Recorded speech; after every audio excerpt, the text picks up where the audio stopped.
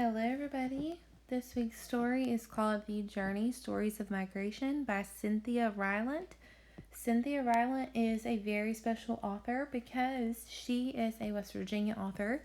So, if you guys have some free time, look her up on Epic or YouTube and try to find some more books that she has written because she has written some really great books and I think you guys would really like it. This story is an informational text, which means that you are going to be learning some facts and information about the topic. And as you read, look for headings that tell about the content of the section, how the ideas and information are organized, and graphics such as maps to help explain the topic. The essential question this week is, why do animals migrate to other places?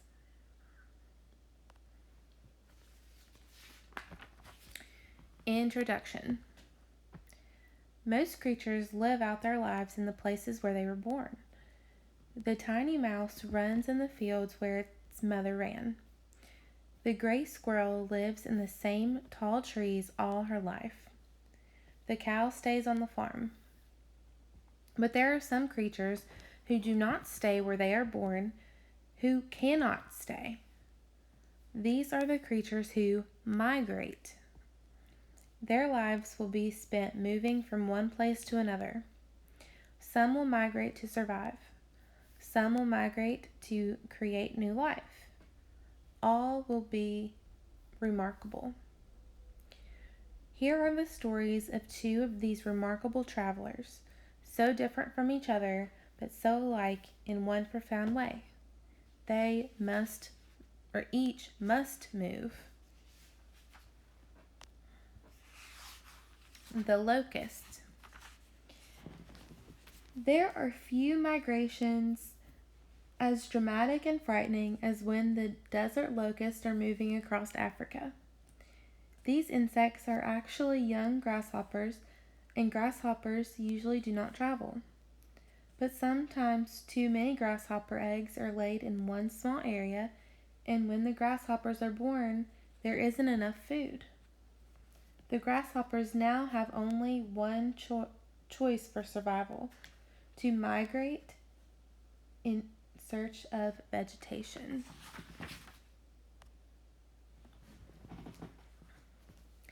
And so these grasshoppers will begin changing.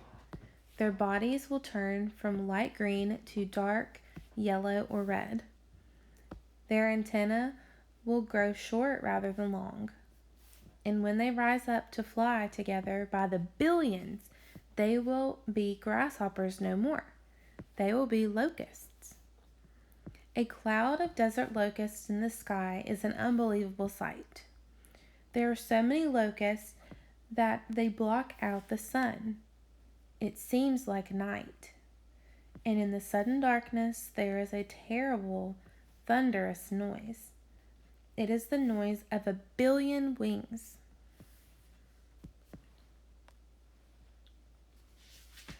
What happens next is even more incredible. When the locusts fly to the ground, they will eat every plant, every blade of grass, every leaf and bush and piece of vegetation as far as the eye can see. Within minutes, they will fly off again, leaving behind only a totally devastated landscape. And though locusts do not willfully hurt people, they will only eat grass. They want only to eat gardens, trees, bushes, grass. People may die because of the locusts. Because the gardens are empty of food, people may die of starvation.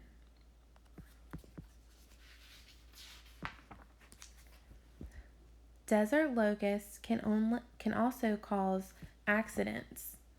Locusts fly very high, as high as 2 miles up in the sky, and this can make difficult flying for planes that have to move through the locust cloud. The swarms can also interfere with trains, and millions of crushed locusts on a highway will make cars slip and slide.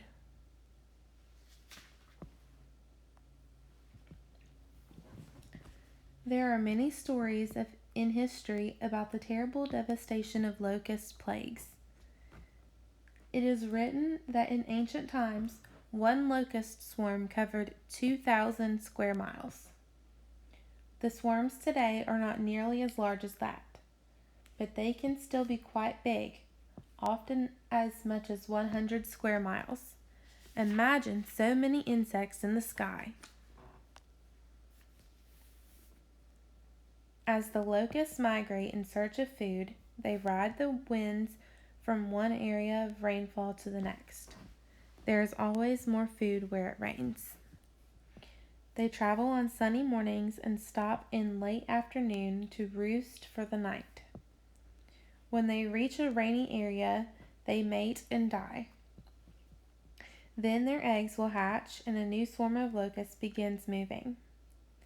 This will happen again and again until one day a swarm will return to the same place where the very first locusts began.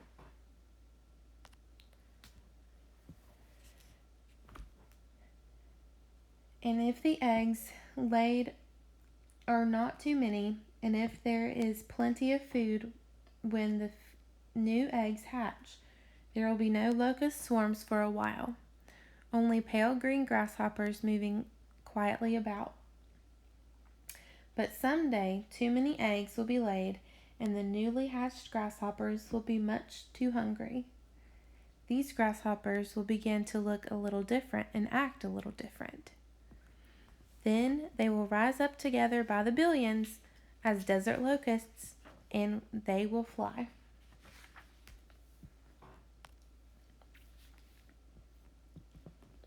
The whales. Many mammals migrate, but no mammal migrates as far as the big gray whale. It travels 6,000 miles, then back again, and most of its traveling is done on an empty stomach.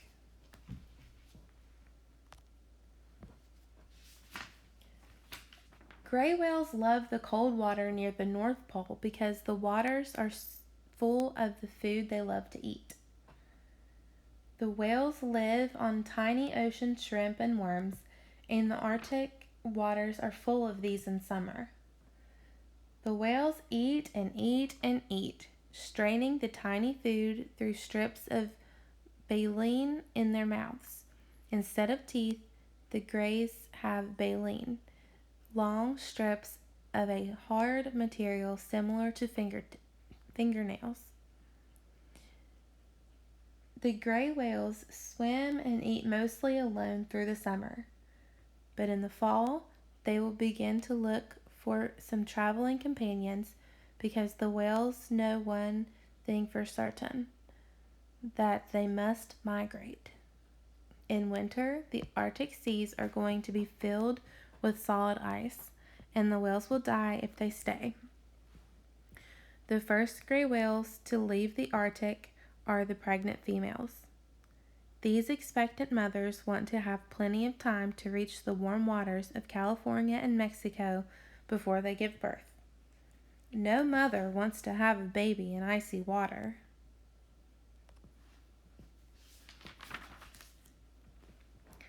The other whales will follow, and in small groups, they will all travel down the Pacific coast. Once they leave the Arctic, the whales won't find much food again, and it may be as long as 8 months before they eat. But the whales have stored a lot of fat in their bodies, called blubber, and this will keep them alive.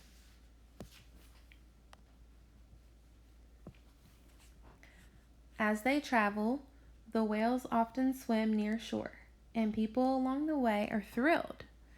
They wave to the whales from rocky cliffs and travel out in boats to say hello to them. When finally the gray whale reaches the warm tropical waters in January, the pregnant females will give birth, and the other whales will mate.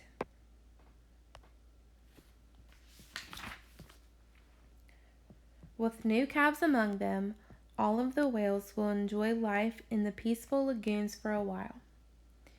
Then in March, they will be ready to head back to the Arctic for the summer. They haven't forgotten how they love to eat there. This time, the males will leave first, and the females and calves will stay behind for another several weeks. The calves will have more time to grow and get stronger for the long journey.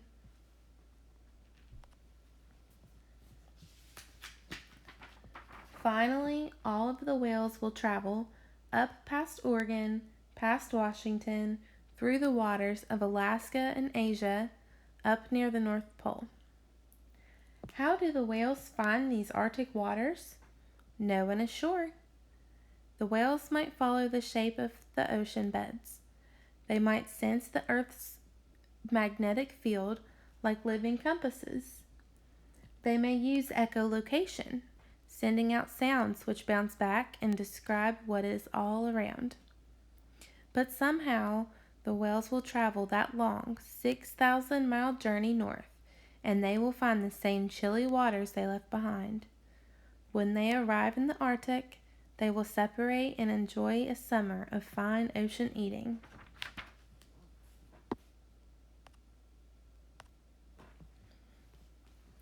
But just before the Arctic winter arrives, before the ice, something will tell the whales to find each other again, to find some company for another long, long swim.